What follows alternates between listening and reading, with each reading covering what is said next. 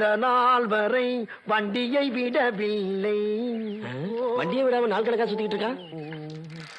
என்ன ராமலிங்கம் ஆலைய பார்க்க முடியல, எப்படி இருக்க? எஸ் எஸ்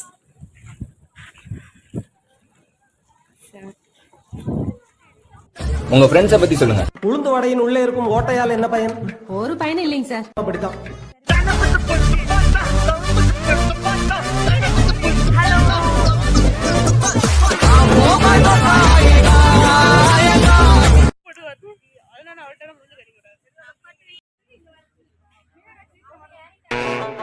ஏன் எதிர ரெண்டு பாப்பா கை வச்சா என்ன தப்பா? பொறாமைப்படும் பேரழகி யார் இவள்?